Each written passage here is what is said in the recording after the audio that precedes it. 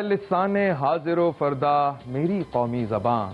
ہر طرف اقصائے عالم میں ہے تیری داستان، ذائقہ ہے اتنا شیریں تیری جوئے شیر کا، وقت کے فرہاد کو سودا ہوا تحریر کا،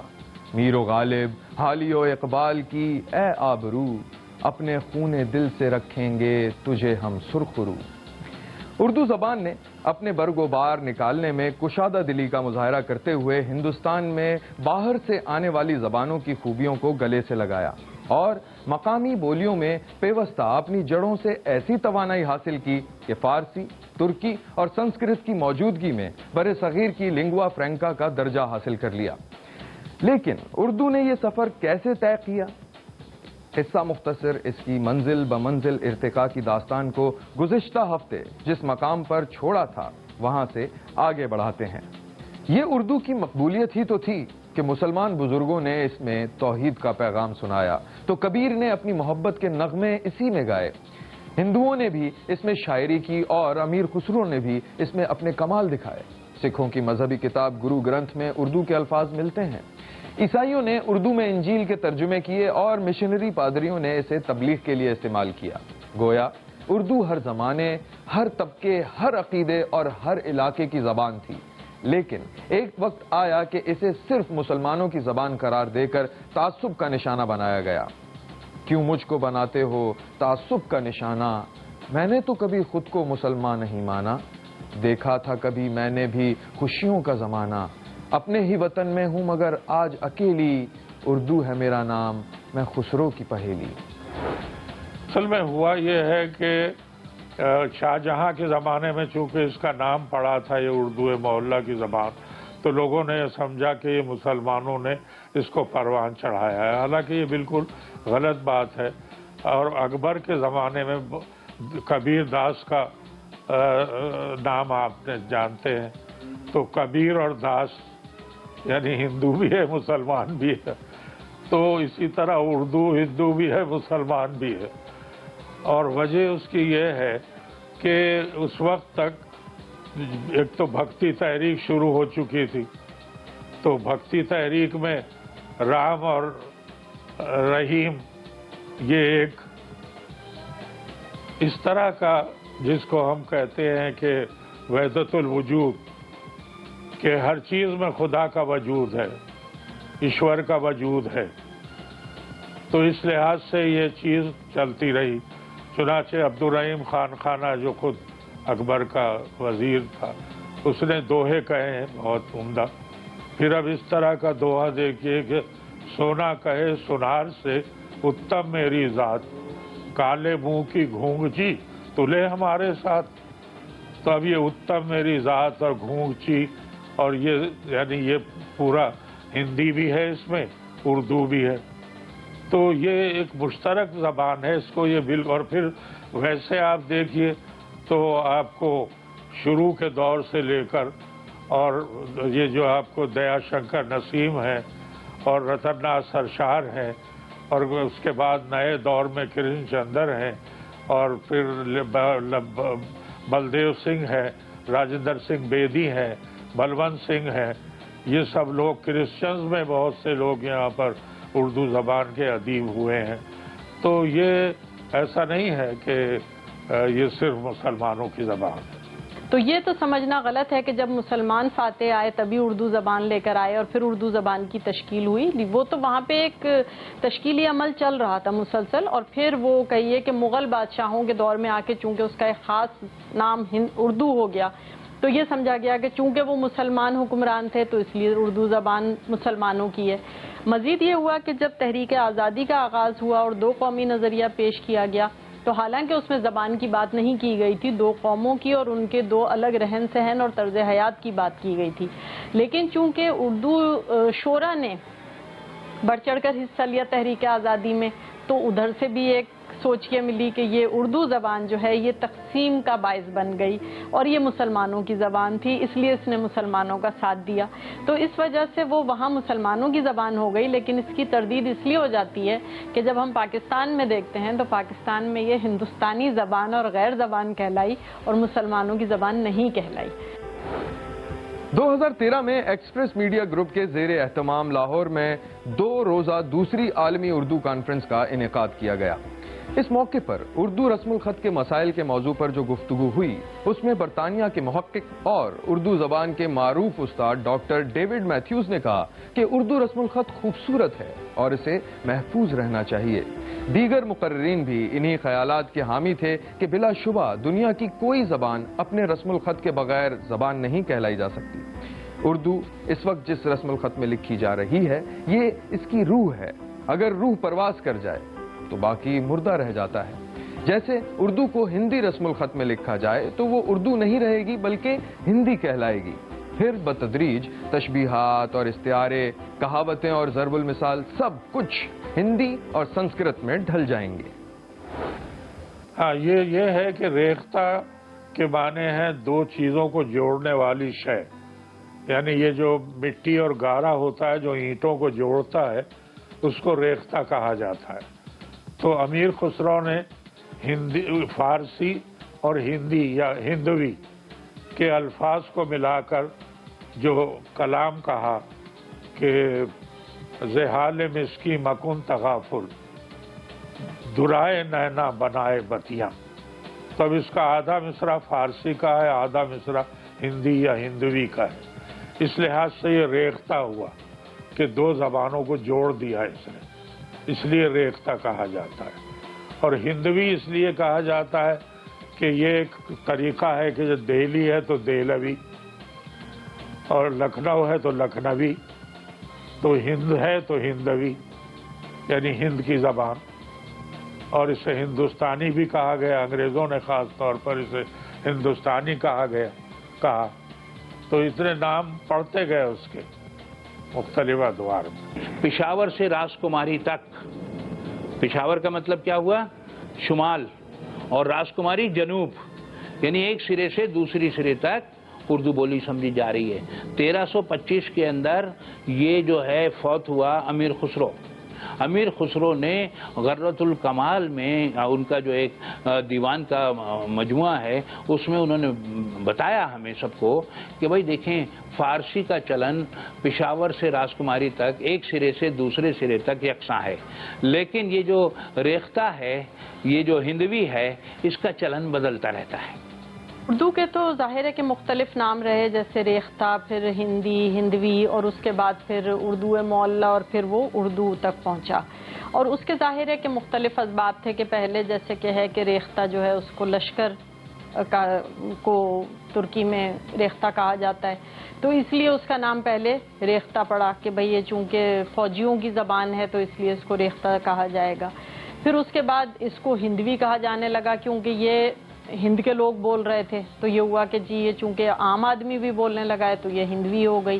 پھر اس کے بعد اس کو اردو معلّہ کہا گیا کیونکہ اردو معلّہ جہاں پر فوجیوں کا لشکر ہوتا ہے تو اس لیے اس کو اردو بازار کہا جاتا تھا، جہاں پہ فوجی جاتے تھے، ادھر اردو زبان نہیں تھی، صرف فوجی جاتے تھے اپنی خریداری کے لیے، تو اس بازار کا نام اردو بازار تھا۔ تو پھر وہ آہستہ آہستہ اردو زبان کا نام پڑ گیا۔ یہ 4 نقطے کیسے ختم ہوئے، اس کی بھی دلچسپ تاریخ ہے۔ پرانے زمانے کی چھپائی میں نقطے جھڑ جاتے تھے اور لفظ کچھ کا کچھ بن جاتا تھا، تو لوگوں نے اس کا حل یہ نکالا کہ نقطوں کی جگہ چھوٹا سا 4 لکھنا شروع کر دیا۔ اس میں بھی مسئلہ یہ تھا کہ وہ تحریر میں کسی بھی عدد کے ساتھ مل جاتا تھا، اس لیے کچھ لوگوں نے اسے الٹا لکھنا شروع کر دیا، اور وقت کے ساتھ ساتھ یہ چھوٹی سی توئے کی شکل میں اب رسم الخط کا حصہ ہے۔ اس کا یہی رہا کہ شروع میں تو یہ دیوناگری میں لکھی جاتی تھی، لیپی اس کی دیوناگری کی تھی، کیونکہ شروع میں جو لوگ لکھتے تھے وہ اسی میں، لیکن جیسے عبدالرحیم خان خانہ نے دوہے کہے تو وہ انہوں نے فارسی میں اس کو لکھ دیا، تو اس طرح سے وہ پھر فارسی رسم الخط میں چیزیں آنے لگیں۔ پھر فارسی جو ہے وہ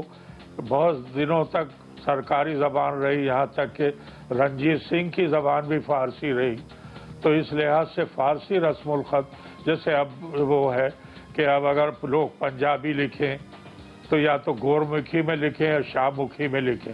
لیکن اب وہ اردو میں لکھتے ہیں اس لیے کہ وہ آسانی سے پڑھی اور لکھی جا سکتی ہے، اس لیے اردو رسم الخط کا رواج زیادہ ہو گیا۔ جب الفابیٹیکل آرڈر کی طرف جائیں گے ہم، کیونکہ رسم الخط کیا چیز ہے، الفابیٹیکل کو ہی تو الفابیٹس کو ہی شو کرتا ہے رسم الخط نا، تو اس کے اندر اس خطے کی تمام آوازیں ملیں گی، ڈھے بھے رڑے، یہ سب آوازیں ملیں گی، اور اس لیے یہ اس پورے خطے کی نمائندگی کرتا ہے، ایران کی نمائندگی نہیں کرتا یہ عرب کی نمائندگی نہیں کرتا ہے یہ خطہ رسم الخط، یہ ہمارے پورے یہ جو بر صغیر ہے ان آوازوں کی نمائندگی کرتا ہے یہ رسم الخط، اور یہ اس کی آوازیں جو ہیں۔ اس وقت جو رسم الخط رواج پا رہا ہے وہ رومن رسم الخط ہے، جو اس وقت سوشل میڈیا پر ایک مقبول عام طرز تحریر ہے۔ اہل زبان کا کہنا ہے کہ جس زبان کا رسم الخط نہ رہے وہ ختم ہو جاتی ہے، نیز اس کا ادب بھی زندہ نہیں رہتا۔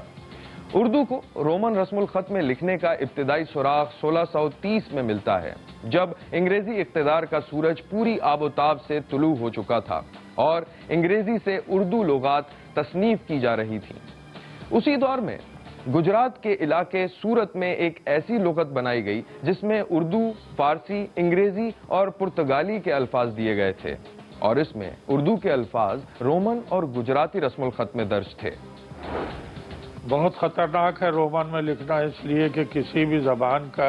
رسم الخط جو ہے وہ اس کے اصل سے اس کی تعلق ہوتا ہے ہمیشہ۔ اگر اس کو رومن میں لکھنے لگے، اب جیسے اگر جو زبان ہم لکھتے ہیں، جیسے پراکرت ہم لکھیں گے ہندی میں، دیوناگری میں، تو اب اس کو اگر پراکرت لکھیں گے رومن میں تو کرت نہیں کرت پڑھیں گے، پرا پڑھیں گے، پارا پڑھیں گے،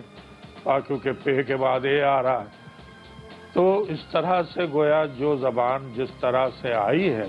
اس کو اسی طرح برقرار رکھنا چاہیے، اور یہ بات کہ اردو میں کم سے کم 5 زبانیں شامل ہیں: ترکی، فارسی، عربی، ہندی اور انگریزی، اور انہی کے قواعد کے لحاظ سے لوگ لکھتے ہیں۔ مثلا ہم کہیں گے یہ ایئر کنڈیشن ہے، یہ نہیں کہیں گے کہ ایئر کنڈیشن ہے،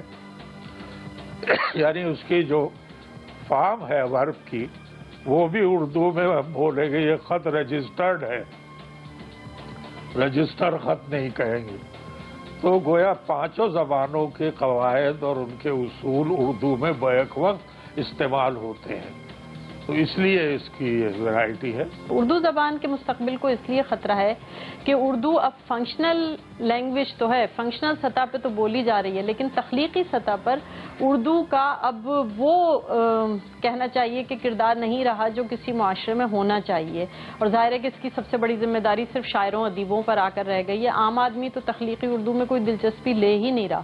کوئی زبان رہ جانا کافی نہیں ہوتا، اس کی ترقی بھی بہت ضروری ہے، اور ہم دیکھتے ہیں کہ اردو زبان ترقی نہیں کر رہی، حالانکہ اب ہمارے پاس کوئی بہانہ موجود نہیں ہے۔ پہلے یہ کہا جاتا تھا کہ جی کمپیوٹر آ گئے ہیں اور کمپیوٹر میں تو رومن ہی لکھنی پڑے گی، اس لیے مجبوری ہے، لیکن اب آپ یہ دیکھیے کہ جب سے لوگوں کو یہ احساس ہوا ہے کہ آج کے دور میں گلوبل ولیج میں زبان صرف زبان نہیں ہے، اب زبان آپ کی شناخت ہے، آپ کا اعلان ہے کہ میں ہوں۔ جہاں آپ کی زبان ختم وہاں آپ کی شناخت ختم، وہاں آپ کا ہونا، آپ کا وجود ختم ہو جائے گا۔